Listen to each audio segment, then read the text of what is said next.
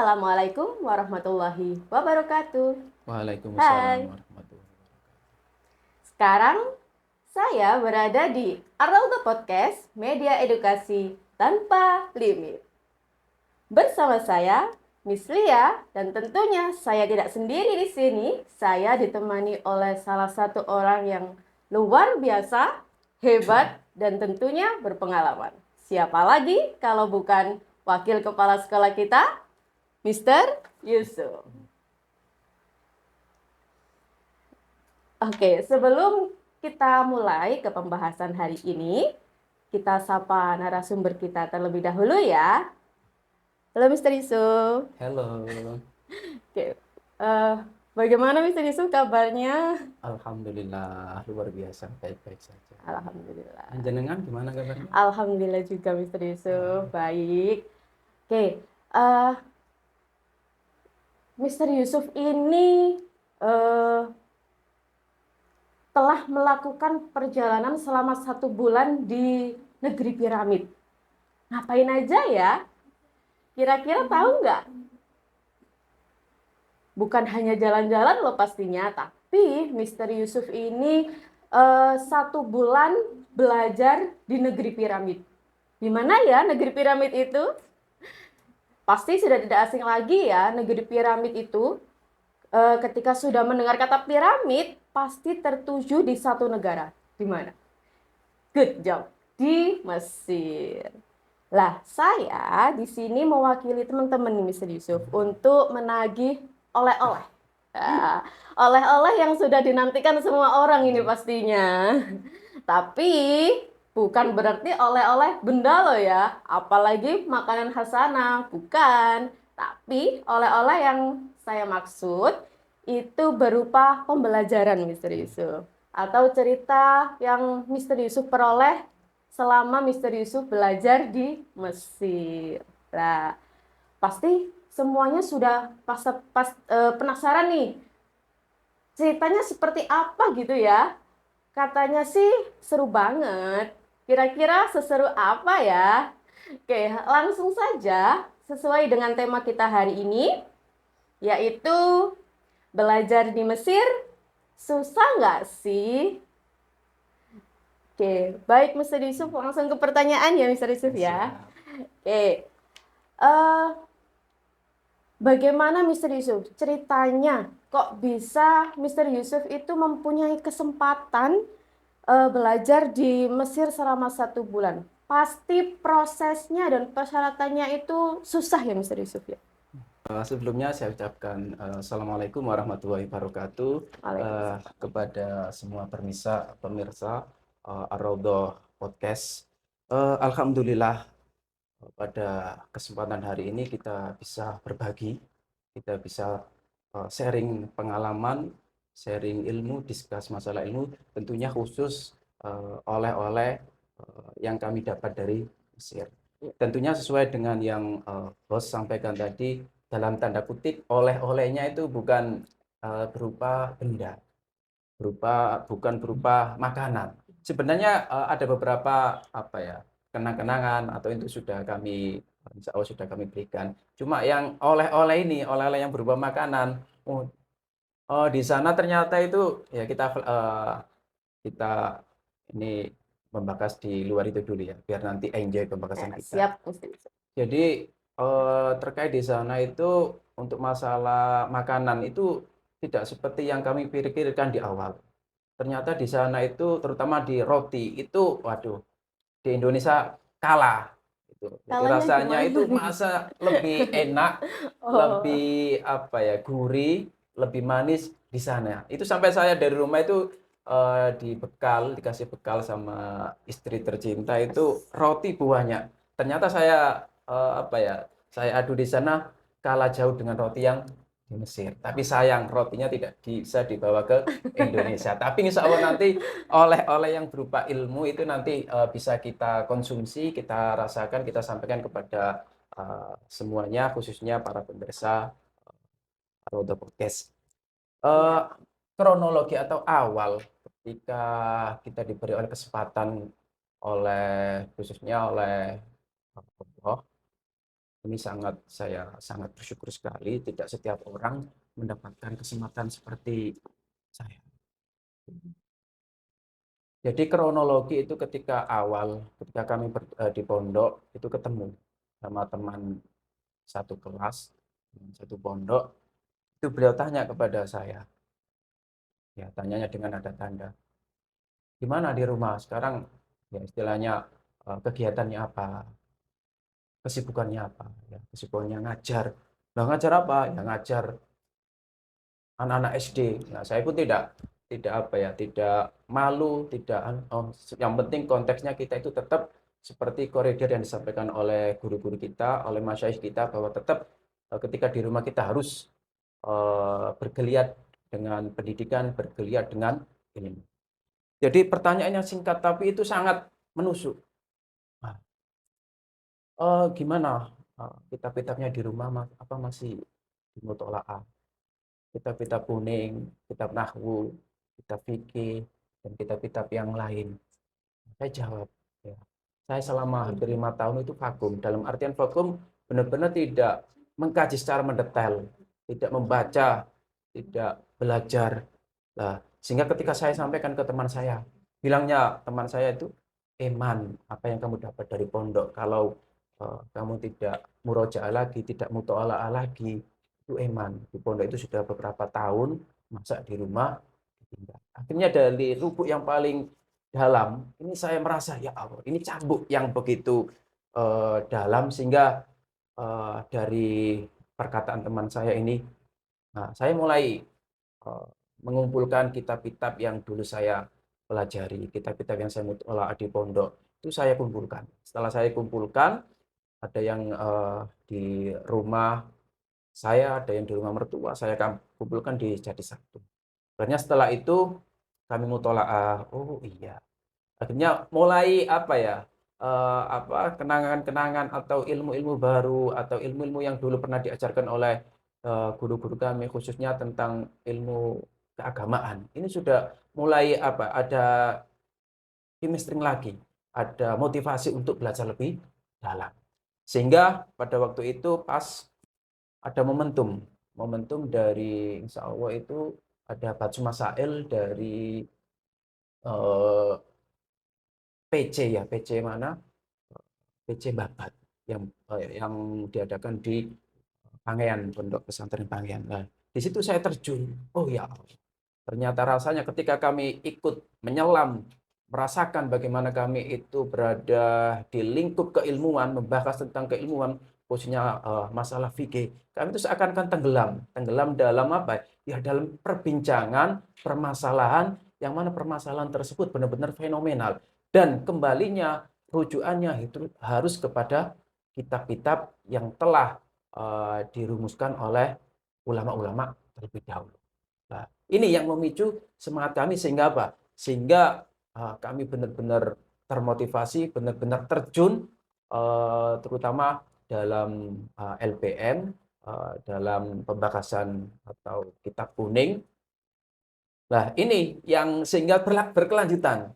Setelah dari apa?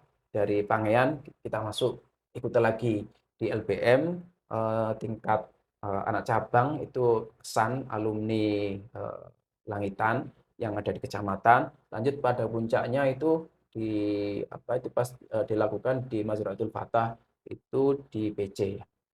Jadi ini yang menjadi apa ya, menjadi benih-benih saya atau faktor-faktor saya yang mengantarkan saya sampai ke Mesir. Nah, itu seperti apa? Ternyata ini ada relevansinya apa yang saya lakukan ini. Ternyata ini sudah dikonsep, mungkin ini sudah ditakdirkan oleh Allah Subhanahu wa taala sebagai satu tapak untuk menuju beberapa tapak sehingga sampai ke Mesir. Singkat cerita, saya kan sering, ini juga dalam rangka kami itu mengupdate diri, bagaimana seseorang itu bisa membranding, ya, membranding dirinya. Saya sering ketika kami membuka laptop, membuka HP, itu sering kami mengupdate beberapa informasi yang terkait dengan beasiswa. Ya. Sebenarnya di tahun-tahun awal juga kami sudah masuk di beberapa pendaftaran. ya di luar negeri. Itu karena kami juga banyak yang harus kami lengkapi sehingga kami tertolak di administrasi. Sehingga ini saya baca dari Juknis ada ya Allah, ada sosialisasi, ada web dari Kemenak ya, pendidikan pesantren. Di situ ada pertama ada beasiswa ke mana itu ya Allah, ke Jerman. Nah, ini saya Oh, sudah masuk ke daftar, sudah masuk. Saya membayangkan, saya tidak membayangkan oh proses sulitnya, tapi yang saya bayangkan dulu itu oh saya bisa ke Jerman ya. Jadi meskipun dengan tahap yang begitu panjang saya bisa apa tidak, tapi yang saya bayangkan pertama, mindset pertama kali gambaran saya itu oh saya di Jerman meskipun kami belum daftar. Itu kenapa? Karena ketika kita sudah punya pikiran ke Jerman, maka akan apa ya, memudahkan kita ada suatu motivasi yang penuh, motivasi yang tinggi untuk ke sana. Sehingga kami sudah daftar di Jerman, ya alhamdulillah data kami sudah lengkap. Eh, ini kami belum ditakdirkan oleh Allah Subhanahu wa taala belum sana. oh, Ini sehingga iya apa ya, iya, mungkin dari satu, apa ya, kegagalan itu menuju beberapa keberhasilan atau keberhasilan, kesuksesan. kesuksesan, betul. Ketika saya ada pengumuman, Anda dinyatakan tidak lulus di administrasi. Saya cek, oh ternyata ada satu poin yang apa ya, yang di situ mungkin menjadi faktor saya, tidak lulus atau gagal. Ternyata di pengalaman bekerja itu belum saya isi. Oh ini. Nah, setelah pengumuman itu selesai, pengumuman itu berlanjut. Nah, dari Kemenak atau Pendidikan Pesantren ini ada pengumuman lagi, beasiswa pengambilan fatwa ke Darul Iftah Mesir. Wah, luar biasa ini. Ya, ya ini dari satu kegagalan akan menuju kesuksesan. Data saya alhamdulillah sudah lengkap karena sudah apa ya? Kami sudah ada pengalaman sedikit di pendaftaran pertama. Data saya sudah lengkap, tinggal nanti beberapa mengisi administrasi-administrasi. Sebenarnya yang seperti yang saya sampaikan tadi, yang pertama yang saya pikirkan, yang saya gambarkan itu saya membayangkan sudah ada di Mesir. Oh, saya ada di Mesir. Ya terlepas itu Iya, iya. nanti lulus atau prosesnya panjang, yang penting kita itu bayangan kita itu sudah ada di Mesir. Sehingga apa? Mesir. Ketika kita sudah membayangkan kita ada di Mesir, kita harus ada usaha yang penuh bagaimana benar-benar merealisasikan imajinasi kita, impian kita hingga ke sana. Ya, alhamdulillah saya pertama saya daftar, oh persyaratannya tidak jauh beda. Dan ini juga lumayan agak sulit karena apa di situ mengisi beberapa esai. Jadi ini esai ini nanti akan di apa ya istilahnya itu ditanyakan lagi, diverifikasi lewat wawancara. Wawancara. Nah ini setelah saya tunggu lama, alhamdulillah saya isi semuanya, esai mulai apapun. Akhirnya pengumuman saya tutup, klik, saya kirim untuk pendaftaran administrasi ini beberapa hari saya tunggu, itu alhamdulillah. Anda mendapatkan pengumuman, Anda dinyatakan lulus seleksi administrasi. Wah. Alhamdulillah. Nah, ini belum apa-apa ini. Istilahnya apa? Oh, administrasi ini istilahnya kalau orang itu belum face to face lah. Kalau menguji atau mungkin secara tulis atau secara kelengkapan administrasi. Ada, ini ujian yang terberat. Ya, Apa ini yang itu? terakhir. Nah, Apa ya? jadi ujian atau nanti tes yang terberat menurut saya itu di tes wawancara. Jadi tes wawancara seperti saya sampaikan tadi itu menverifikasi terhadap isai atau administrasi yang kami kirim sebelumnya. Jadi yang pada seleksi kedua itu sekitar ada 400 pendaftar sesuai dengan yang disampaikan dari tim Kemenak itu ada 400 lebih yang daftar eh, pelatihan pengambilan fatwa di Darul Iftah Mesir. Itu ada 400 yang daftar. Itu lebih nasional kelasnya Indonesia itu. Setelah itu diseleksi lagi wawancara, ya ini pertaruhan. Pertaruhan gimana? Saya nih bagaimana caranya ketika diseleksi atau diwawancara ini saya harus totalitas harus benar-benar all out untuk menampilkan, untuk menjawab pertanyaan dari si pewawancara. Di gilir itu, alhamdulillah wawancaranya itu secara online, jadi lewat apa, lewat Zoom meeting. Jadi kita antrian dari berapa itu, dari sekitar yang seleksi kedua itu apa, untuk jumlah orang, jumlah pesertanya tidak diumumkan. Jadi sebelum saya tes wawancara itu Masya Allah, usaha saya mungkin, ini juga, sebagai apa ya, sebagai Sharing ya. sharing ya untuk, teman-teman semuanya, khususnya, para pemirsa Roda Podcast. Yang saya terapkan itu ada 4. Ya, kalau biasanya itu kan ada standar untuk apa ya, merealisasikan usaha atau cita-cita itu kan doa, ikhtiar, terus apalagi itu tawakal. Ini saya punya standar 4 ini, standar ganda. Jadi saya usaha, jadi giat. Apa sih, Kak? Saya kan tidak tahu materi nanti yang diujikan itu apa. Nah, sehingga saya cuma sharing, fatwa, apa, searching di Google fatwa. Saya fokus di situ. Fokus, oh Hmm. fatwa itu apa toh, gini gini gini gini. Oh bagaimana cara mengambil fatwa? Oh istinbat itu seperti apa? Itu saya fokusnya di sini, di situ. Karena apa? Tidak ada materi di sana yang diujikan. Pokoknya di persyaratan itu ada, eh, moderasi beragama, ada, bisa baca, kitab kuning. Nah, ternyata, ini usaha saya yang hampir setiap malam saya belajar, searching, tanpa tahu nanti yang diujikan itu apa, ya cuma main apa ya, main, kira-kira saja, dan juga sedikit ada beberapa tutorial dari YouTube, itu yang, usaha pertama. Yang kedua, kita doa. Jadi, setelah kami dinyatakan lulus tahap kedua ini, saya juga minta doa. Yang saya minta pertama itu, ini, saya minta doa kepada orang tua, ya. Kita doakan nanti supaya Insya Allah ini mau daftar ke Mesir, biar nanti tesnya diberi kelancaran. Itu karena apa? Saya harus bagaimana cara tetap melibatkan orang tua. Karena apa? Ya kita sering mendengarkan ya, doa orang tua itu sudah nggak ada hijab. Ya. Nggak ada hijab. Makanya karena itu para pemirsa semuanya, Ar-Raudhah Podcast, ketika nanti ada apapun, jangan sampai lupa sama orang tua. Jangan hanya ada susahnya kita kita ke orang tua, tapi ketika ada, keinginan-keinginan, cita-cita, ayo kita libatkan orang tua. Buat apa? Meskipun orang tua tidak bisa menyupport, secara apa ya, secara fisik, tapi doanya ini yang luar biasa. Akhirnya pas saya minta doa, istri saya, "Nih, saya mau tes," katanya. Yang ke berapa ya? Yang ketiga, itu kami juga ada usaha lagi, jadi, sodako. Jadi kami nadar, kalau nanti kalau saya ya, nanti ditakdirkan oleh Allah Subhanahu wa taala untuk bisa mengikuti program ini, saya akan sodako sekian-sekian. Yes, akhirnya terus ya kalau 4 ini sudah ya alhamdulillah sudah saya lakukan. Tibalah waktu tes Wawancara itu wawancara. tadi.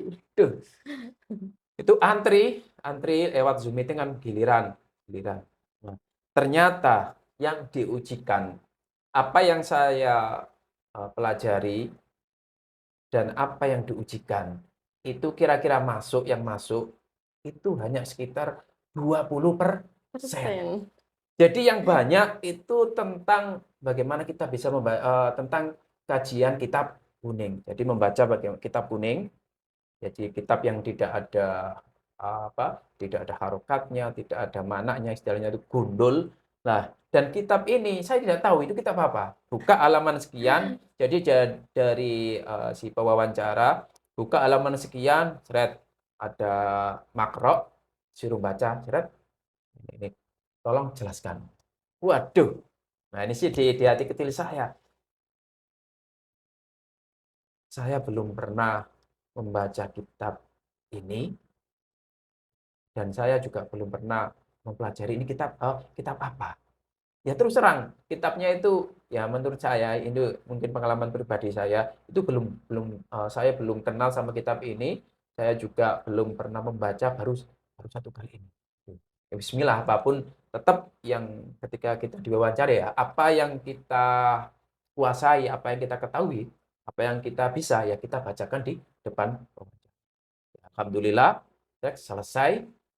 Terus terakhir itu ada pertanyaan moderasi beragama. Jadi ini sangat penting. Moderasi beragama ini selalu di momen apapun, baik itu dari Kemenak, dari pesantren, dari Kementerian Pendidikan dan Kebudayaan, pasti yang digaungkan itu moderasi Seragam. beragama. Jadi bagaimana kita itu ketika beragama itu ya beragama. Maksudnya apa? Tidak kolot, agama Islam harus agama Islam. Nah, kita tidak bisa. Jadi bagaimana kita bisa menghormati agama-agama yang lain yang konteksnya mereka itu juga sama-sama hidup di Indonesia, Indonesia. sama-sama berjuang dengan kita, sama-sama bagaimana perdamaian antar agama ini bisa tercapai, bisa terrealisasi di Indonesia. Jadi ini juga kami sampaikan ke pemirsa semuanya. Jadi moderasi agama itu sangat penting. Ya. Ini karena apa? Kalau nanti moderasi beragama ini tidak dijalankan, takutnya negara Indonesia ini akan seperti negara Timur Tengah, itulah Suriah, ya itu seperti apa? Karena apa? Ya moderasi beragamanya itu benar-benar belum terbangun, sehingga di situ mudah ketika ada orang-orang yang non-Islam yang tidak sama, tidak sepemahaman dengan kita, dengan orang Islam, tidak terima, nggak mau. Padahal kita flashback kepada zamannya Nabi Muhammad, itu kan Nabi ketika di Mekah, Nabi Muhammad ketika di Mekah itu juga berdampingan toh dengan orang Yahudi, Nasrani, bahkan ada suatu cerita kan Nabi Muhammad itu juga muamalah, berinteraksi. Itu menggadaikan baju kere atau baju perangnya itu ke orang Yahudi. Ini juga sebagai dasar moderasi beragama. Seragam. Maka kita tidak boleh sama non muslim itu terus alergi, bukan. Nah, itu tetap saudara kita, saudara Watonia. Nah, kita kembali ya di Iya. tes moderasi beragama itu juga ditanyakan. Terus juga ini skill bahasa Arab. ini. Ah. Tentunya bagi pemirsa semuanya, ketika ingin menguasai dunia, ingin pengetahuannya itu lebih luas. Satu kuncinya, kuasai dunia. Hmm. Karena apa? Kalau kita hanya menguasai bahasa Indonesia saja, maka keilmuan-keilmuan yang berbahasa Indonesia itu yang kita ketahui. Yang selain Indonesia itu menjadi terbatas. Padahal apa? Padahal banyak sekali keilmuan, kitab-kitab, literatur yang tidak memakai bahasa Indonesia. Indonesia. Makanya di sini ini konteks, oh iya, kalau kalian ingin menguasai dunia, kuasai Bahasa. bahasa. Tentunya bahasa Inggris juga ya, Mister Oh Yusuf ya. iya, Wah. makanya tadi ya mungkin berkat kami di Ar-Raudhah itu juga kami sedikit bisa berkomunikasi maupun bahasa Arab dan bahasa Bahasa Inggris. Inggris. Nah, jadi lanjut di cerita. Ini panjang. Ya. Panjang sih. Yang di itu dari yang di apa yang di sana. Nah, Nah, kalau di sana, ini kronologis. Kronologis ini oh kan panjang. kronologis. Oh, Jadi ini bertahap. iya Ini masih iya belum iya. selesai ini. Ini masih berproses berarti. Iya, proses ini Proses ini kesananya seperti apa tengah katanya Mister Yusuf? perjalanan ini. Oh iya. Ya, setelah selesai semuanya, tes semuanya, Zoom meeting ditutup, kami keluar, yes, kami ceritakan, yes, saya hanya pasrah. Karena apa? Terus terang saya juga minder. Ketika di Zoom atau di rapat room meeting itu, oh ternyata di situ tuh bahasannya itu sudah luar negeri. Ada yang sudah pernah ke Mesir, ke Tunisia, ke Jordan, ke Australia, ke ini. Waduh, kita hanya ke modal ke Lamongan saja ini. Wah, ini terus terang saya minder ketika melihat di Zoom meeting itu semuanya sudah kenal, maksudnya sudah saling menyapa. Nah kita mana nggak ada yang kenal. Ini yang Iya, iya. minder ya. Bismillah, itu balik lagi kita punya kekuatan doa, kita punya Allah, kita punya disitulah ada harapan-harapan yang nanti tentu Ya, ketika harapan itu kita gantungkan kepada Allah, insya Allah nanti hasilnya akan lebih maksimal. manfaat, ya lebih maksimal. Setelah itu lama, hampir setelah tes sama pengumuman itu 1 bulan lebih. Saya lihat kok nggak ada pengumuman. Yes. Ada terakhir ada pengumuman, maaf, pengumuman agak telat karena ada kendala-kendala seperti ini. Akhirnya di terakhir pengumuman saya ke Lamongan. Lamongan, pas apa ya, di depan apa itu, saya lihat di HP saya. Nah, saya itu kaget, manggilnya Yai, Anda. Nah ini, loh, siapa ini? Yai, Anda dinyatakan lulus, tolong dicek di akun pendaftaran. Siapa? Saya cek, alhamdulillah. Pada ketika itu, ketika ada pengumuman apa, Anda dinyatakan lulus Lulus. seleksi wawancara dan berhak untuk mengikuti pelatihan pengambilan fatwa di Mesir, saya menangis. Ya Allah, ternyata ini loh jerih payah dan tentunya usaha, ya, usaha sekecil apapun itu kita tidak boleh meninggalkan, terutama minta doa orang tua, doa kita kepada langsung ya setelah sholat, terus apa, usaha-usaha kita itu semuanya pasti nanti akan dinilai oleh, dan itu puzzle-puzzle yang nanti akan mengantarkan kita kepada keberhasilan seperti apa yang saya apa ya proses yang saya alami. Ini luar biasa. Dan itu pun juga ada perjalanan spiritual yang apa ya, tidak lepas dari itu. Ya, sebelum pengumuman, ini juga ada suatu apa ya, mungkin ini isyarah yang diberikan oleh Allah kepada saya. Itu saya malamnya itu mimpi. Mimpi eh, saya melihat di satu pohon nangka, ada nangka matang, ya matang. Itu di apa? Masih di pohonnya.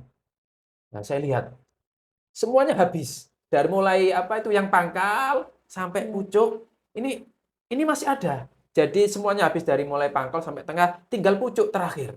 Pucuk terakhir. Nah, ini alhamdulillah dalam mimpi itu saya masih kebagian. Nah, oh ini ya ternyata Allah memberikan isyarah suatu apa ya, suatu jawaban lewat isyarah mimpi tersebut. Saya apa ya, mengonfirmasi, Allah mengonfirmasi mimpi tersebut dan menjadi kenyataan. Jadi terkonfirmasi mimpi tersebut lewat apa? Lewat jawaban Allah, kami diberi kesempatan untuk belajar di Mesir. Jadi itu kronologisnya panjang sekali. Makanya apa ya? Sesuatu mungkin para pemirsa atau teman-teman sekalian, kok nak ujuk-ujuk ke Mesir. Nggak Nah, tahu itu ya nggak tahu. prosesnya Makanya ya. ini perlu Prosesnya kami panjang. sampaikan kepada panjenengan semuanya dan juga pemirsa Rodo Podcast. Ini perjalanan panjang saya dan perlu mungkin ini nanti diabadikan sampai masuk di apa di podcast ini ya. Karena apa, pembelajaran itu loh.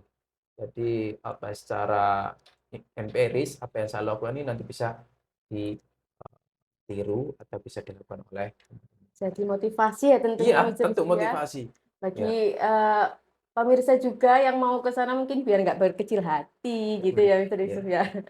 Oke, tadi kan sudah prosesnya panjang ya Mr. Yusuf. ya. Ada dari tes, tulis, berkas, Ya. wawancara. Wah.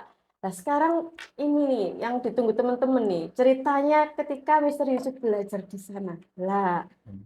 pasti ada kesulitannya ini Mr. Yusuf ketika Iya, di sana. Nah, kesulitan apa ya sih yang diperoleh Mr. Yusuf ketika belajar di sana? iya. Kesulitannya. Mungkin sesuatu apa ya, sesuatu keberhasilan, sesuatu perjalanan, suatu proses itu tidak lepas dari suatu apa ya, kesulitan. Iya. Nah, yang kesulitan yang sebenarnya menghambat kami pertama itu adaptasi. Hmm. Adaptasi ini maknanya luas. Satu, adaptasi terkait eh, kehidupan atau iklim yang di Indonesia seperti ini dengan iklim di sana itu ketika kami di sana itu musim dingin. Wah. Nah, jadi ketika awal kita menginjakkan kaki di apa di Mesir ya di bandara Kairo itu yang kita rasakan itu, aduh, ternyata dinginnya Dingin. seperti seperti ini. Sehingga apa? Sehingga ini yang menyulitkan kami ketika mau beradaptasi, ketika mau berkomunikasi, ketika mau ke sana kemari ini ya itu. Jadi kesulitan kami itu adaptasi di Cuaca. cuaca atau kondisi atau iklim. Bayangkan di sana itu kalau di sini kan 33 ya derajat Celcius. Iya. Di sana itu hampir bisa 10, bisa Wow. 7. Kalau hari-hari biasa itu 14, 15. Nah, ini yang apa ya? Yang benar-benar kita harus bisa beradaptasi, harus bisa mencari solusi bagaimana problem, kondisi atau iklim ini bisa eh, terlewati. Itu yang pertama. Yang kedua itu apa ya? Adaptasi terkait bahasa. Ya. Ah, Iya, makanya bahasa lagi eh nih. ya mungkin di sini kalau orang berbahasa Arab itu kan enak ya. Ini ana uridu. Nah, kan Pelan-pelan gitu ya, pelan-pelan, Mas Rico. temponya, intonasinya itu pelan-pelan. Kalau di sana ini jadi tek tek Cepet. tek tek cepet. Jadi sehingga apa? Ya, ada adaptasi satu, kita mencari itu lafaz apa? Kejelasan dari mufradat yang atau Diucapkan kosakata tadi. yang diucapkan. Yang kedua, pemahaman maksudnya seperti apa. Nah, karena cepat-cepat seperti ini, nah ini butuh adaptasi. Pasti. Saya ketika materi awal sekitar 3 hari atau 4 hari itu materi yang bisa kami dapat atau yang kami pahami mungkin 10%. Kenapa ya? Kendala Bahasa kendala tadi. bahasa. Nah, mungkin di sini enak ada ini nanti translate ini seperti ini. Kalau di sana sudah ya pure pakai bahasa Arab yang intonasinya itu cepat. Cepat. Ya, sehingga apa? Sehingga untungnya apa? Untungnya ada teman kami yang juga beliau ini juga alumni Al-Azhar itu memberikan Hmm. suatu apa ya? Suatu review atau Oh. ringkasan yang nanti dikirimkan di grup. Nah, ini sehingga oh ini tak maksudnya. Sehingga perjalanan 1 minggu, 2 minggu, alhamdulillah di akhir-akhir ini, oh maksudnya seperti ini. Makanya adaptasi seumpama terkait lingkungan, ya, seorang ketika berada di lingkungan tersebut, maka tidak lama orang tersebut akan apa ya, menjamur sesuai dengan lingkungan tersebut. Sebut. Ya, seperti itu kalau di sana, oh di sana iklimnya, kondisinya, lingkungannya memakai bahasa Arab. Saya yakin 1 bulan atau 2 bulan, 3 bulan pasti nanti kita akan mahir untuk berbahasa Arab. Makanya kalau bisa di sini juga kita ciptakan habit ya, lingkungan kita kalau di sini habitnya English, bagaimana anak-anak ini bisa maksimal untuk English, ya kita ciptakan habit English. Inggris. Jadi jangan sampai ada dicampuri dengan bahasa Indonesia, bahasa Jawa.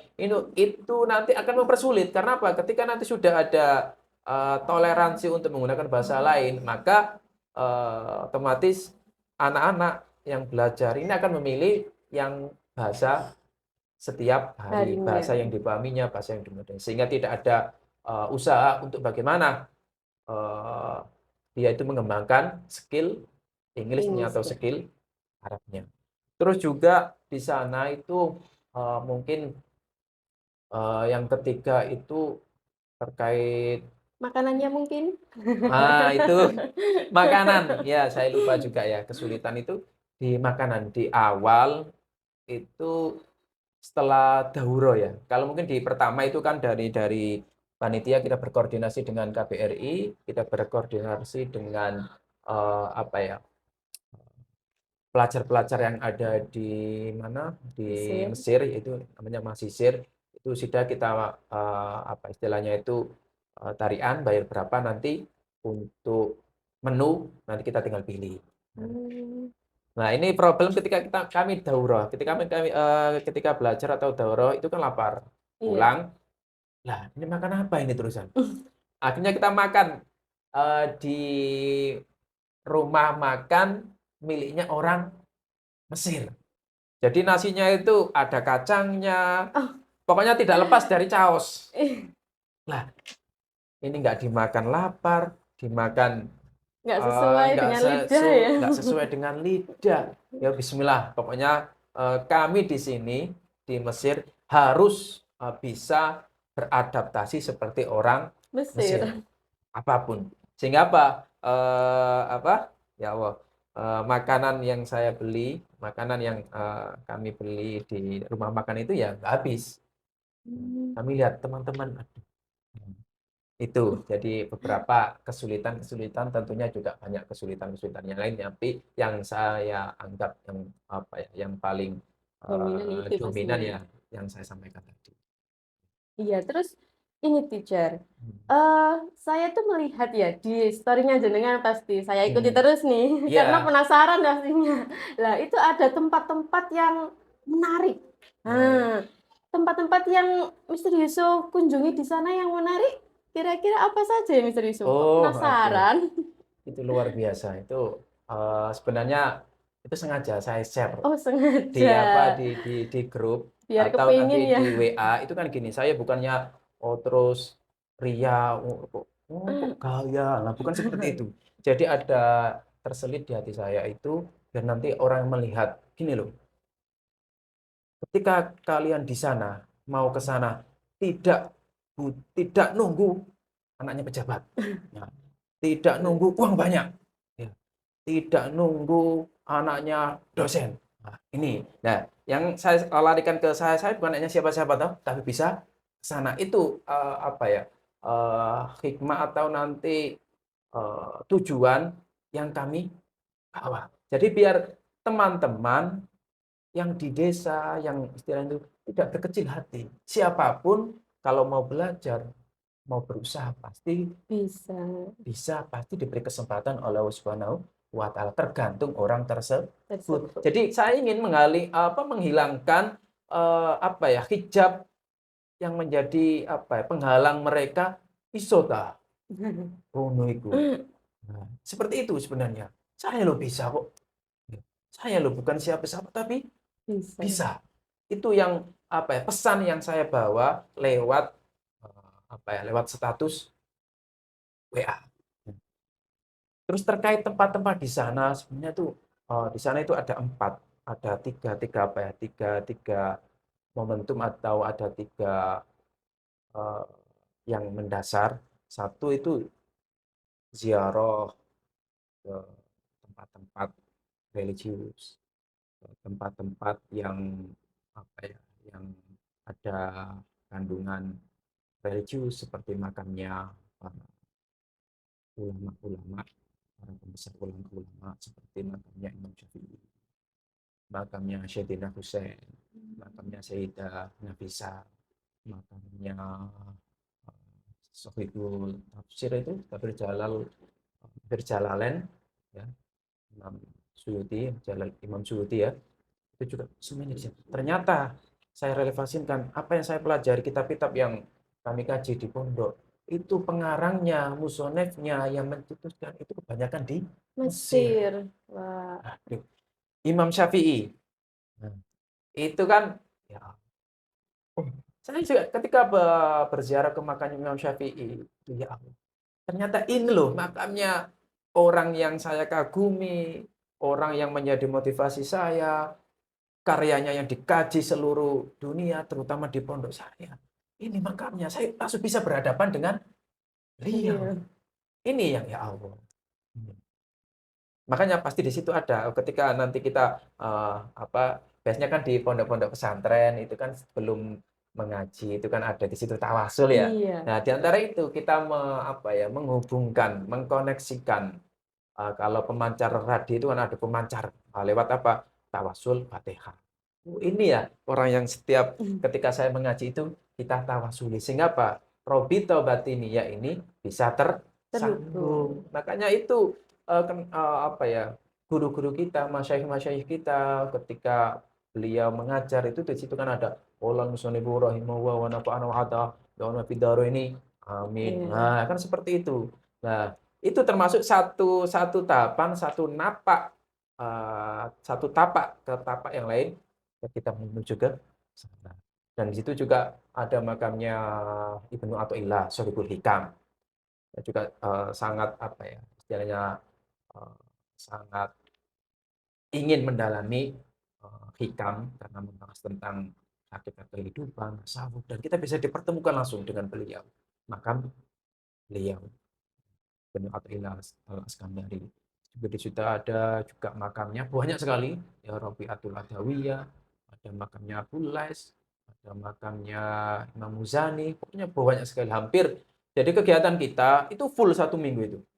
Jadi Hmm. ketika siang jam 9 ya, jam 9 itu mulai daurah, paginya itu kita persiapan juga masak sendiri. Kenapa kita tidak mungkin pagi orang Mesir pagi itu semuanya aktivitas itu tutup, aktivitas tidak ada Oh, aktivitas. Jadi mulai aktivitas itu jam 9. 9.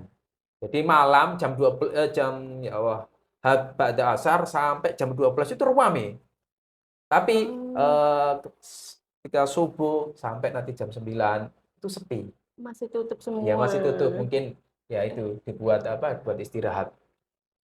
Terus juga ya, jadi setelah daurah kan banyak yang kita ziarahi itu di list kami, di list grup atau peserta itu sekitar 50 lebih. Wah. Jadi imam-imam ini kitabnya ini, kitabnya ini, kitabnya ini.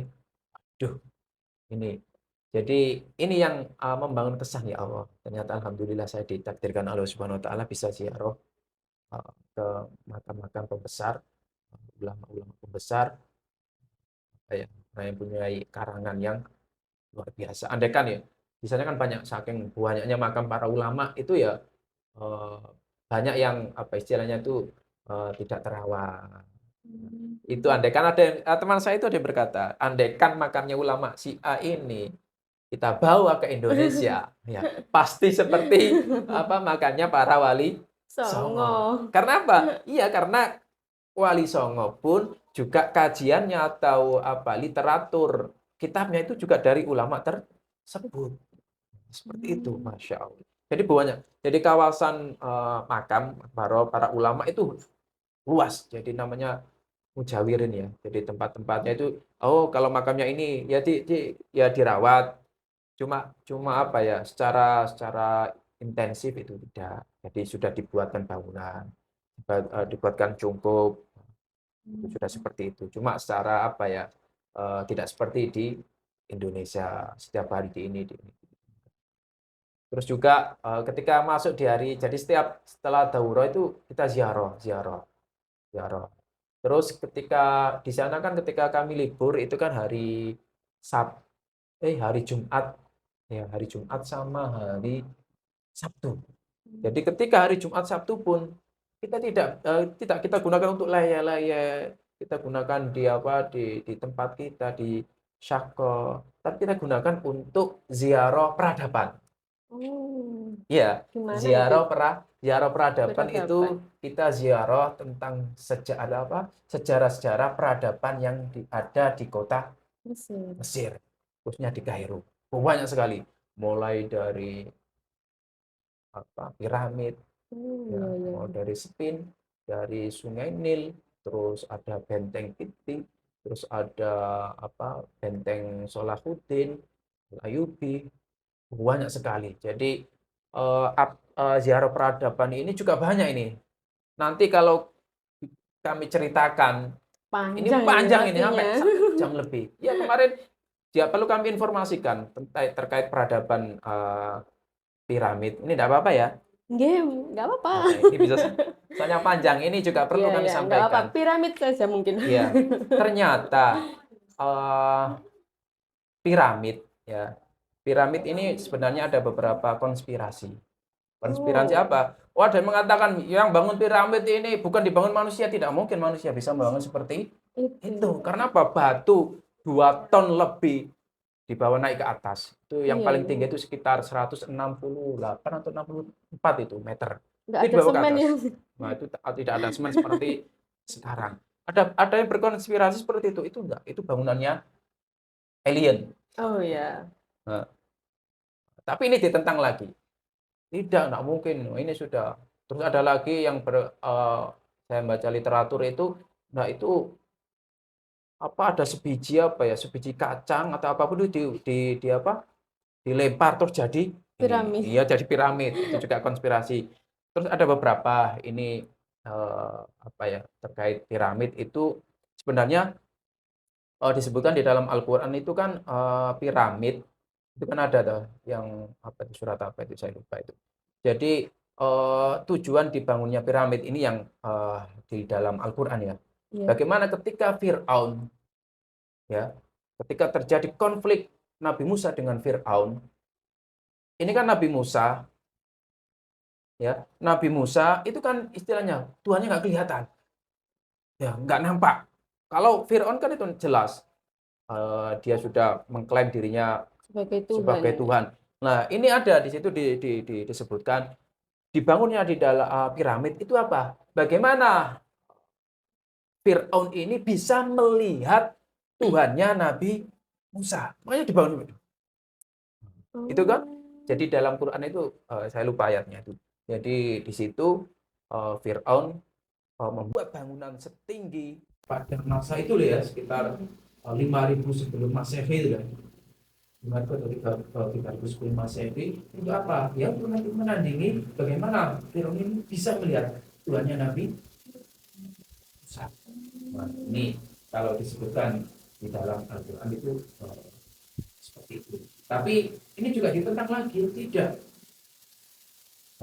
Pembangunan piramid itu untuk satu, sebagai apa ya? Sebagai peninggalan atau sebagai peradaban bahwa zaman Fir'aun itu maju. Zaman Fir'aun itu benar-benar apa istilahnya di sini kalau Jokowi itu kan membuat peradaban atau membuat bangunan yang besar KM. Kalau dulu itu ya bagaimana Raja Fir'aun ini biar terkenang di masa-masa yang akan datang, tetap ada di masa-masa datang. Dibangunlah piramid ini sebagai simbolis bahwa dulu ada raja besar, ada peradaban besar pada zamannya Nabi, pada zamannya Raja. Sehingga apa? Sehingga mereka Raja Fir'aun sampai sekarang kan terkenal. Iya. Ya, nah, makanya ini harus bisa ditiru para pemirsa semuanya, semuanya. Kita harus ada karya, kita harus ada peninggalan. Agar apa? Agar kita selalu dikenang. Ya, jangan, oh sudah saya ini jadi ini, sudah nggak ada apa-apa. Itu yang iman. Terus lagi ada pembangunan piramid apa? Di situ untuk pengawetan. Jadi di bawah piramid itu ada tempat, istilahnya itu balsam. Jadi raja-raja, keluarga raja ketika meninggal dunia, itu dimasukkan tapi di balsam, terus dimasukkan di dalam piramid. Di dalamnya banyak itu ada seperti kayak ruangan. Nah, itu ada kan. Oh, kalau sebenarnya piramid itu kan banyak sekali. Di dalamnya itu seperti apa? Kayak kamar seperti itu, di tengahnya itu ada seperti lubang tempat untuk masuk kayak gua, yang mana ya itu untuk menyimpan dasar-dasar para dan juga perlu diketahui bahwa Fir'aun, Raja Fir'aun itu nama apa ya, istilahnya itu bukan satu sosok, tapi seperti di Indonesia itu kan ada apa, bentuk buah satu, buah sampai ke berapa. Jadi Fir'aun seperti Fir'aun satu sampai itu ada sekitar 12 atau berapa itu. Jadi namanya beda-beda. Tapi mereka ini ya apa ya, statusnya ya raja. Jadi dinamakan Fir'aun. Tapi dengan punya nama spesifik tersendiri. Yang menjadi pertanyaan gini, terus siapa Fir'aun yang ada pada zamannya Nabi Musa? Itu yang bertanya. Nah, ketika kami berbincang-bincang, berdiskusi dengan Mas Sisir, itu juga hebat itu orangnya, orang Lamongan, orang Karangpinan. Dia kuliahnya mengambil jurusan sejarah atau peradaban, itu saya tanyakan. Jadi semua Fir'aun, semua raja ketika meninggal dunia itu pasti diawetkan di balsam. Jadi mati semuanya di balsam, diawetkan, dan setelah diawetkan badannya itu utuh ya, utuh, terus semuanya hitam. seperti mumi itu ya. Jadi ada di yang kami juga berkunjung di museum atau tempat para tempat mumi-mumi yang di museum itu ada sekitar berapa ya? Jadi semua mumi itu hitam semuanya, ada kecuali ada 2 mumi. Dan ini yang paling mendekati atau raja yang mendekati ketika waktu namanya Nabi Musa, namanya itu Ramses. Jadi yang lain hitam semuanya, Ramses II ini jasadnya itu warnanya kuning putih. Nah, kayak apa ya? Nah, kayak apa ini? Daun itu? Ya, kayak krim gitu. Loh, ini yang mendekati, ini yang yang sangat bersejarah sebagai tanda-tanda Allah. Ketika Allah ada suatu kejadian, pasti di situ masih meninggalkan bekas atau tanda-tanda kebesaran. Ternyata ditelisik secara ilmiah, ketika orang meninggal dunia, hitam semuanya, dan ketika itu meninggal terkena batu asin. Maka diriwayatkan Raja Fir'aun itu meninggal itu kan ketika mengejar Nabi Musa. Di tengah-tengah perjalanan mukjizatnya Nabi Musa akhirnya kan tertutup oleh air asin. Sehingga apa? Raja Fir'aun tenggelam di sana. Otomatis tenggelam, namanya tenggelam, otomatis kena banyu asin semuanya. Nah, ketika jasad atau mayat yang terkena air asin itu kan ada zat apa itu? Yang asin itu zat kapur atau zat apa itu? Nah, sehingga ketika dibasem ini tidak bisa hitam.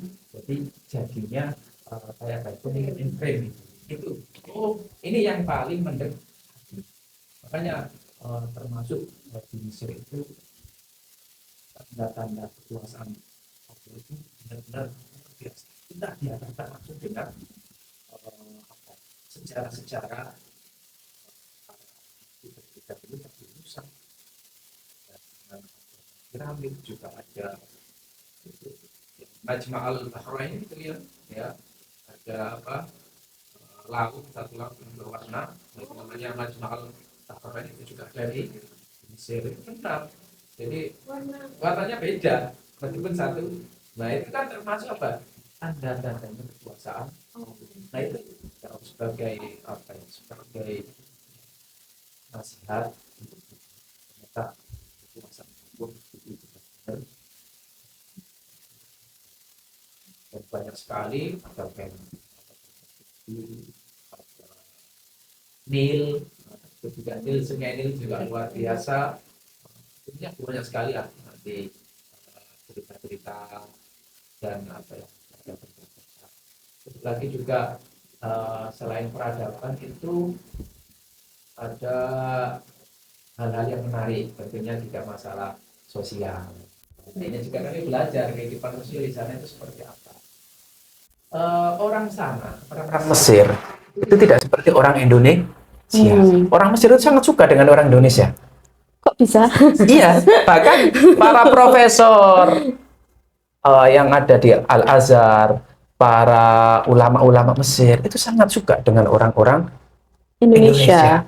Bahkan ada perkataan seperti ini. Loh, kenapa para nabi itu kok tidak diturunkan di Nusantara? Ya, kenapa para nabi ini diturunkan di Afrika, di Arab? Nah, ini kan pertanyaan. Padahal dominan atau sekarang jumlah terbanyak orang atau penduduk Muslim itu kan ada di Nusantara atau di Asia, khususnya di Indonesia. Kenapa Nabi tidak diturunkan di Nusantara? Malah diturunkan di Afrika atau di Arab. Nah, ternyata gini, ada celetukan. Nah, makanya orang-orang Indonesia, orang-orang Nusantara itu sudah bagus-bagus. Nggak usah Nabi diturunkan ke sana. Iya, buktinya gini. Nah, kita tidak di Nusantara tidak ada nabi yang diturunkan di sana. Cukup kita mendengar kabar-kabar dari sana. Orang Indonesia itu loh sudah sam'an wata'atan. Nah, itu kan sudah mengandung menandakan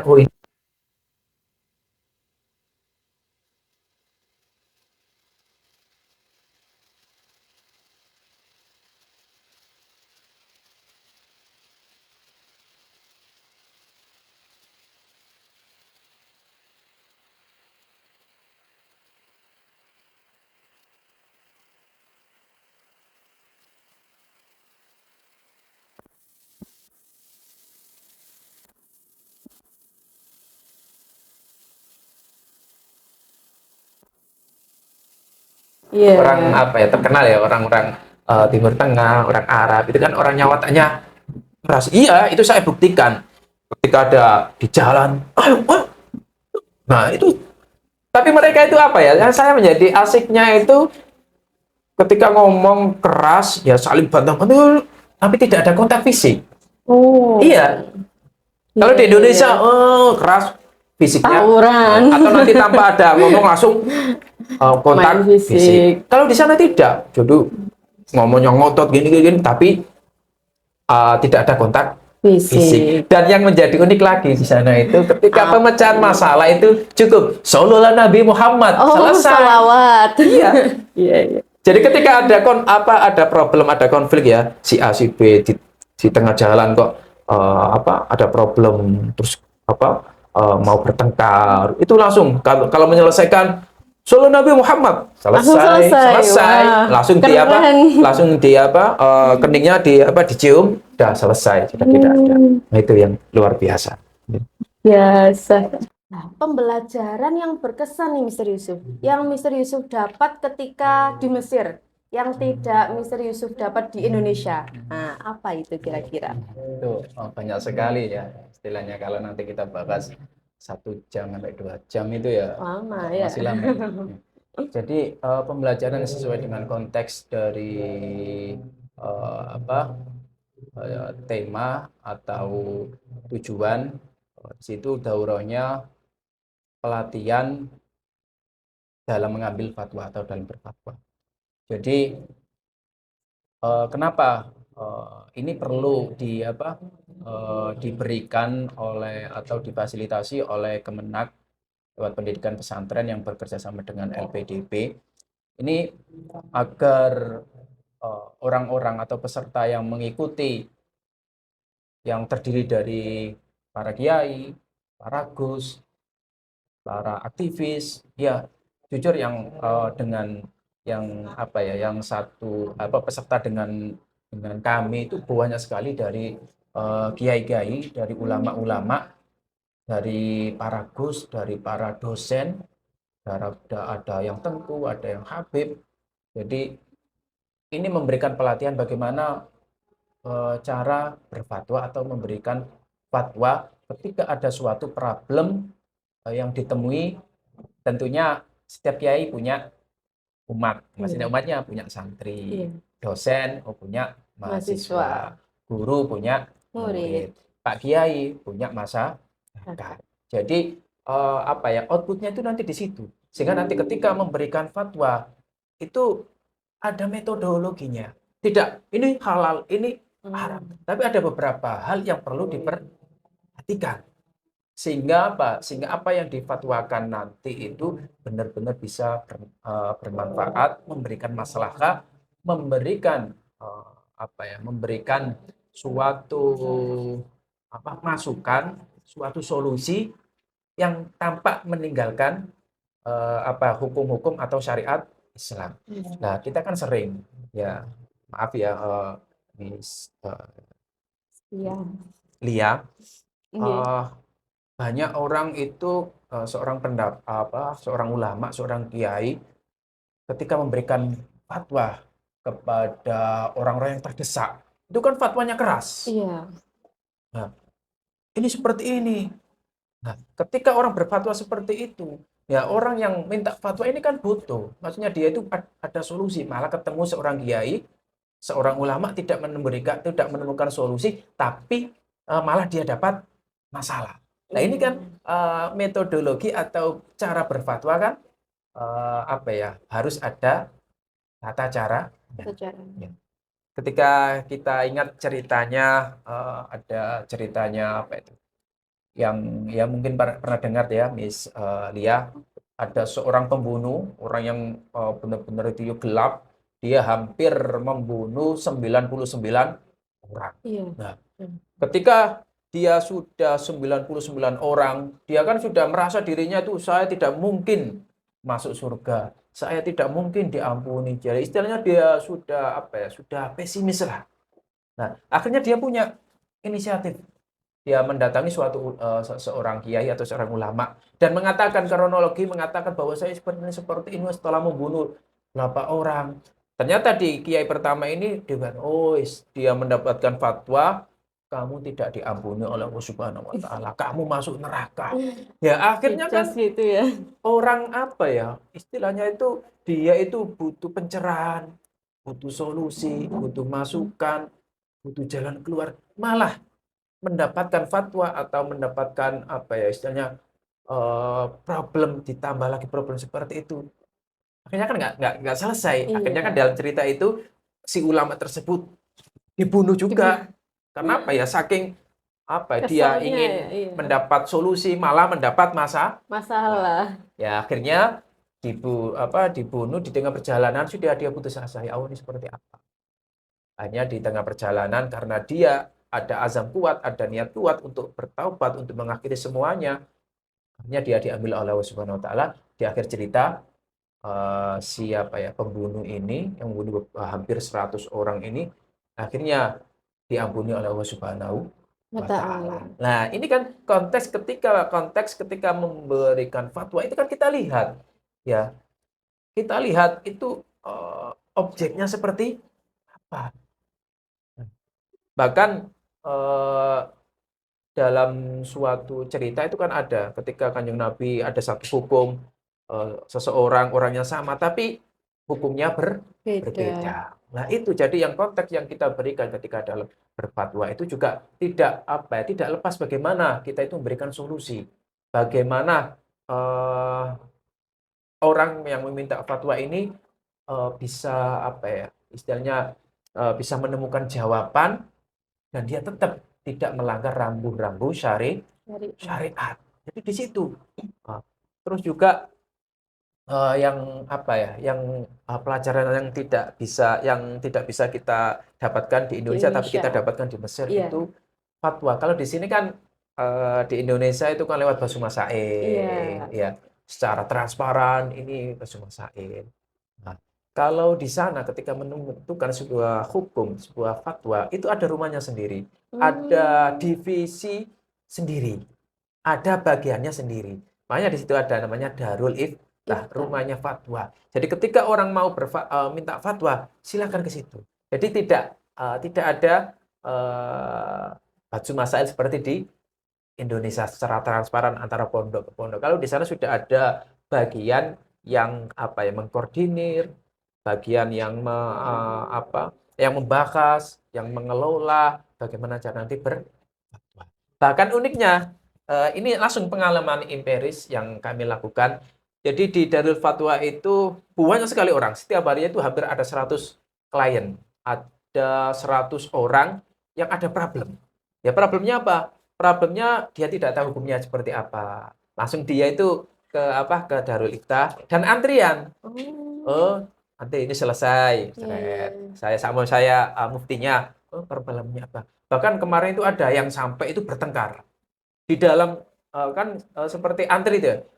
Kamar ini tempat ini jadi satu satu apa lokasi itu hampir berapa berapa mufti ya dan nanti kliennya itu hampir 100 setiap harinya dengan permasalahan yang berbeda beda itu ada yang sampai bertengkar dengan istrinya itu sampai berdarah-darah itu tapi si Berdarah-darah. mufti biasa Iya, ketika iya, iya. menghadapi problem seperti itu santai karena apa dia ingin tetap ketika memberikan hukum memberikan fatwa itu dia tidak tercampuri emosinya, egoisnya, tidak ikut di kondisi orang yang minta fatwa. Jadi dia tetap menjaga keilmuan agar jangan sampai keilmuannya ini hilang. Keilmuannya ini tidak bisa maksimal gara-gara dia ikut permasalahan orang tersebut. Itu sampai ya di kamar seperti ini, di ruang seperti ini itu sampai berdarah-darah. Hmm. Nah, akhirnya mereka masuk ke situ, mereka mendapatkan pencerahan, ini. Nah, sehingga apa? Meskipun mereka bertengkar hebat, tapi tetap koridor rambu-rambu syariat ini dipakai. Dipakai. Itu yang terpenting. Nah, yang takutnya gini, ketika nanti ada problem, sudah dia mencari masalah, sudah tidak usah memakai rambu-rambu syariat, rambu-rambu agama. Nah, itu yang nanti yang menjadi kekhawatiran ketika tidak mendapatkan solusi. Solusi. Istilahnya sudah putus asa. Ini yang sangat dijaga. Dan juga di sana ada itu apa ya, pemahaman-pemahaman yang radikal. Itu benar-benar juga di apa ya, kita bahas di sana. Jadi pemahaman radikal itu kan ya Allah, berawal dari beberapa dalil. Oh iya. Ya, kan ada ya, dalil ketika perang, ketika Iya. ini. Mereka kan apa ya, mengambil dalil tersebut atau istinbat dari ayat tersebut itu kan secara mentah-mentahan. Perangi orang-orang Yahudi, orang-orang Nasrani. Nah, ini kan dalil-dalil yang radikal. Dalil-dalil yang apa ya, dikonsumsi secara mentah. Padahal di situ prosesnya kan panjang. Nah, makanya di Darul Ifta atau ketika kami pelatihan itu juga diberi materi seperti itu. Agar apa? Agar ketika seseorang memberikan fatwa, terus dia melakukan fatwa tersebut, itu tidak ada apa ya, radikal atau ekstremis ya.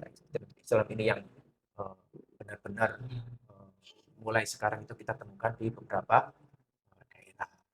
Ini juga di sana kita perangi, jangan sampai radikalisme ini nanti menjerumuskan teman-teman kita sehingga moderasi beragama ini tidak terbangun. Itu. Terus juga tentunya pembelajaran yang kami dapat yang tidak kami dapatkan di Indonesia itu apa ya? Secara spiritual. Ya. Ini ketika kami di situ kan ada yang kami ikuti talaki. Talaki itu Iya. kami sowan, kami ngaji dengan ulama-ulama Mesir, dengan mufti-mufti Mesir yang keilmuannya itu luar biasa. Ini mungkin pertama ketika kami ini ya, yang pertama kami baru datang ke sana, terus malamnya itu kami talaki diajak teman saya ke Syekh Syahawi.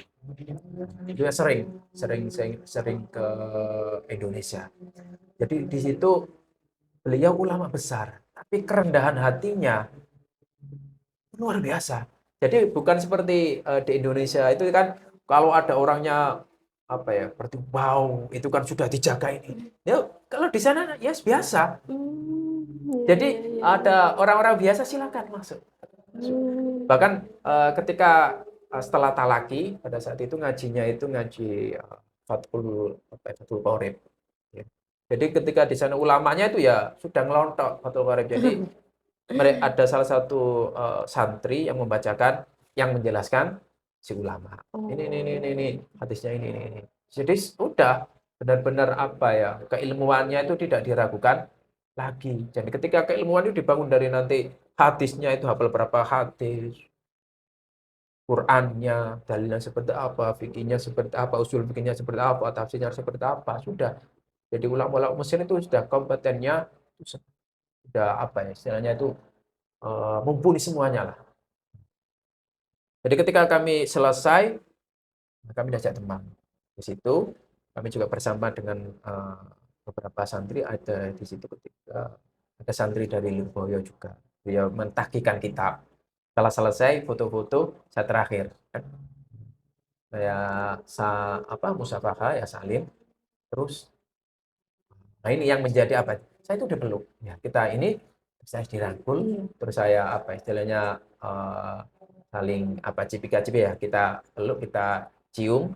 Jadi apa ini menandakan oh ini loh biar nanti saya dapat barokahnya.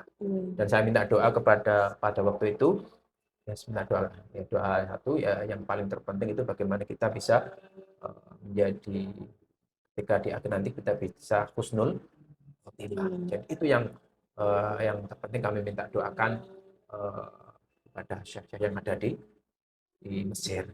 Bahkan yang surprise lagi itu kan ada di sana itu namanya Syekh Yusri.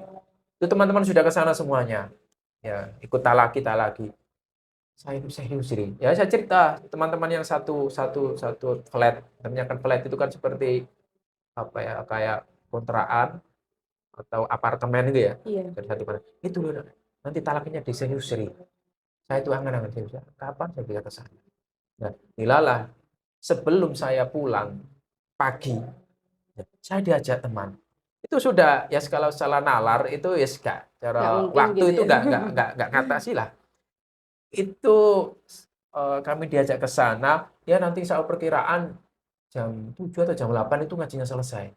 Nah, ketika kita di sana dan hampir waktunya selesai, Syekh Yusri tadi itu masih ngajinya itu sampai kita itu bisa bertahan lagi hampir setengah jam. Ya Allah, alhamdulillah ketika mau pulang pun kita bisa diberi kesempatan untuk menimba ilmu dengan Syekh Yusri, dan akhirnya kita bersalaman, kita berbincang-bincang itu sebelum pulang. Jadi talaki itu juga ada. Dan ketika nanti secara spiritual itu ya yang tidak kami dapatkan di Indonesia itu, kami biasanya kalau tidak ziarah setelah daurah itu kami punya rutinan dengan teman saya. Teman-teman kami itu pasti ziarah ke makamnya Sayyidina Husain. Di sana itu atmosfernya, suasananya itu benar-benar sangat khidmat. Ya Allah, ini cucu Kanjeng Nabi. Nabi. Dan tidak lupa ketika saya di sana bertawasul bagaimana keluarga kami, teman-teman kami, serta didik yang ada di SDIA Rondo ini bisa ke sana dan tentunya bisa suri taulani beliau, ya meniru beliau dari keilmuannya, ibadahnya, ketawaduannya, kekhusyuannya, apapun. Jadi itu yang kami juga mendoakan semuanya. Agar apa ya? Nanti kita bisa dekatkan dengan beliau, kita bisa bersama-sama dengan beliau. Kami ingat ketika kita bersama Abah Makmun ya, ketika kami berkunjung ke makamnya Joko Tingkir, kami itu istilahnya itu ditalikan, diikatkan. Ini loh anak-anak SDI, guru-guru SDI.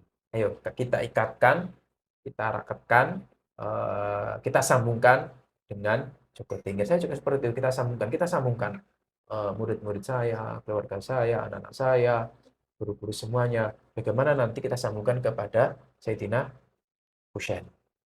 Itu makanya di dalam tarekat itu kan ada baiat. Iya. Nah, ada baiat ya dalam apa? Kita itu membaiat menyambungkan lah kepada beliau, yang mana notabene beliau ini orang-orang yang sudah dijamin lah, orang yang dekat, cucunya Kanjeng Nabi, yang dekat dengan Allah, mati beliau syahid. Pasti nanti ketika kita sudah terikat dengan beliau, nanti ketika di hari akhir nanti kita juga ada ikatan dengan beliau. Itu juga tidak hanya di makamnya Imam ya Allah, Sayyidina Husain, di makamnya Imam Syafi'i pun juga seperti itu. Saya berdoa, saya berharap anak-anak saya, keluarga saya, teman-teman saya, terus anak-anak SDI, bagaimana nanti bisa bergeliat keilmuannya seperti Imam Syafi'i. Ketika kami datang ke makamnya Imam Syafi'i, pertama itu ada flat besar itu yang artinya saya bukan orang alim. Itu daunnya siapa? Imam Syafi'i. Ya, walastu minhum. Tapi saya berharap mendapat syafaat dari orang-orang alim. Bayangkan Imam Syafi'i yang keilmuannya itu sudah tidak diragukan lagi, sudah terkenal di penjuru dunia. Tapi beliau bisa mengklaim dirinya sendiri ini bukan orang alim. Bagaimana dengan kita yang kadang kita tahu hanya segini sudah merasa bangga, merasa tahu sendiri. Kalau kita bandingkan dengan Imam Syafi'i, ya Allah, tidak ada punya apapun, tidak ada. Itu luar biasa perjalanan pengalaman atau ilmu secara spiritual ya yang kami dapat ya lewat nanti ziarah, lewat talaki, terus lewat maktabah kita berkunjung di beberapa perpustakaan, di beberapa kitab, dan juga ada kita berkunjung di Al-Azhar.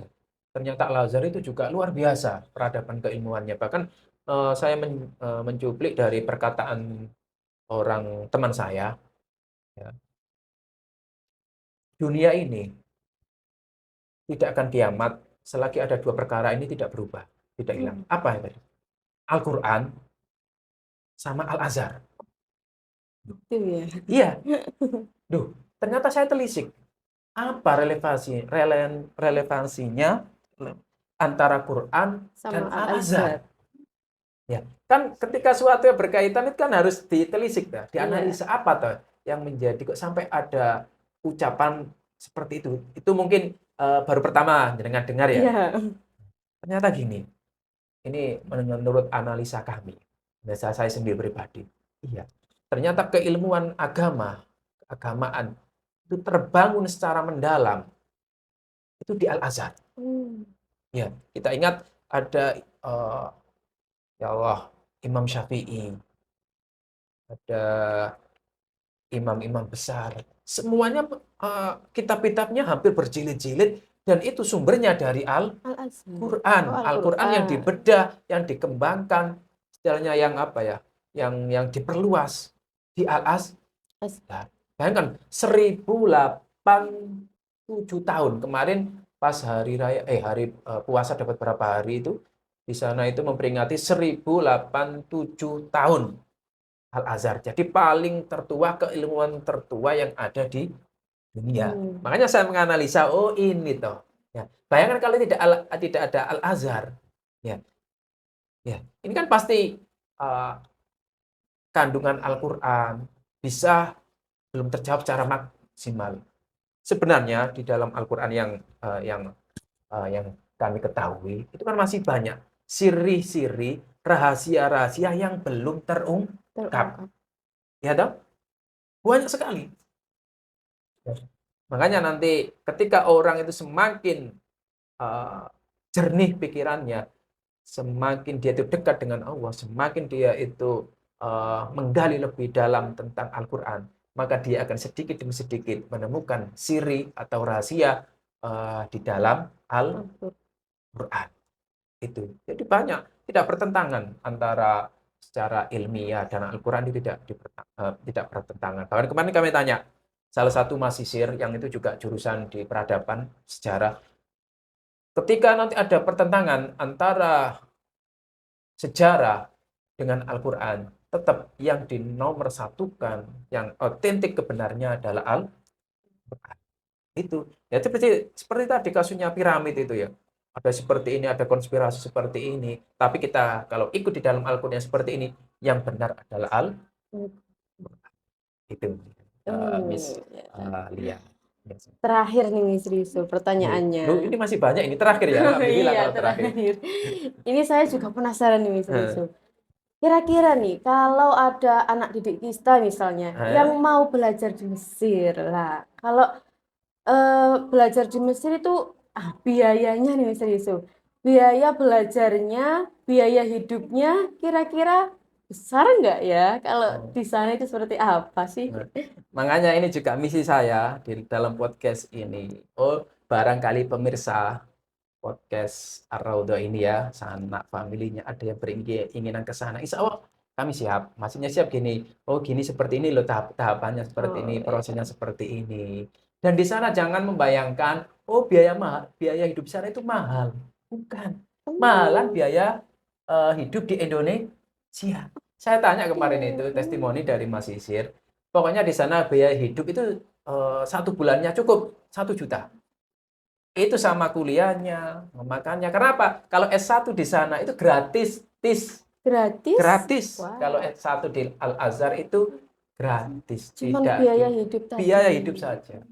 Jadi di sana di Mesir itu benar-benar memperhatikan pendidikan warganya, bahkan warga asing pun di sana gratis untuk S1. Itu sudah ada di panggut. Siang silakan mau belajar silakan, ya. Ya, biasanya seperti ini sebelum ke sana itu kan ada penguatan apa ya pembelajaran bahasa Arab. Mungkin Iya.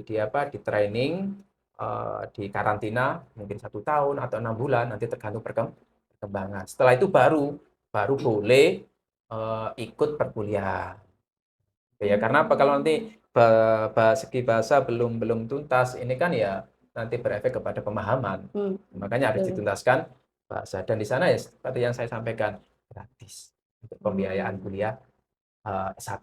Nanti S2 ya maklum kan S2 ya. iya. Ya pokoknya itu untuk biaya hidup di sana itu jangan membayangkan mahal. Masih mahalan biaya hidup Di di Indonesia Indonesia. dan pendidikan di Wow. Indonesia. Itu Nah, ya iya. Miss Lia ya Berarti terkait nggak usah dipikirin ya kalau Nggak. masalah biaya ya Mr. Yusuf ya. Insya Allah kalau selagi mau di sana itu apa ya untuk mata uang kan nilainya masih tinggi Indonesia. Hmm. Makanya ketika uang Indonesia dibawa ke sana, wah, ya bisa mencukupi kebutuhan-kebutuhan, terutama kebutuhan mahasiswa selama 1 bulannya itu ya kira-kira 1 juta lah. Tapi itu ya masak sendiri. Oh, ya. Enak masak sendiri kan Iya. sesuai dengan lidah ya Mr. Yusuf. Hmm. Sebelum menutup podcast kita hari ini, mungkin Mr. Yusuf bisa disampaikan closing statement-nya ke pemirsa yang menonton. Ya, closing statement dari saya, satu, eh, kuasai bahasa, ya. Belajarlah itu bahasa Arab, bahasa Inggris, maka nanti kamu akan menguasai dunia, itu kuncinya. Terus yang kedua, jangan berkecil hati, siapapun kamu pasti sama-sama punya porsi kesempatan untuk menuai kesuksesan. Jadi itu. Terus yang terakhir, kami ucapkan terima kasih sebanyak-banyaknya kepada semuanya yang telah berpartisipasi, mendoakan, memberikan support, dan juga terutama kepada Kemenak Pendidikan Pesantren yang bekerja sama dengan LPDP yang memfasilitasi teman-teman semuanya, yang memfasilitasi kami semuanya, sehingga kami bisa belajar di negeri para nabi, di negeri 1000 kubah yang ada di Mesir. Itu kalau closing statement yang dapat kami sampaikan. Alhamdulillah teman-teman semuanya, selesai sudah perbincangan kita hari ini. Nah, banyak sekali ilmu-ilmu yang kita dapat hari ini bersama Mr. Yusuf tentunya. Dan kesimpulannya, jika kita mau belajar di luar negeri, khususnya Mesir, tidak usah berkecil hati. Yang penting berusaha terlebih dahulu. Insya Allah ketika kita sudah mendapatkan, ketika kita sudah berusaha, meskipun gagal di awal, pasti di akhir akan mendapatkan kesuksesan yang kita mau. Seperti itu ya Mr. Yusuf ya. Benar itu. Ya. Oke, terima kasih. Mungkin ada salah kata dari saya sebagai host dan Mr. Yusuf. Kurang lebihnya, saya dan Mr. Yusuf mohon maaf yang sebesar-besarnya. Wassalamualaikum warahmatullahi wabarakatuh.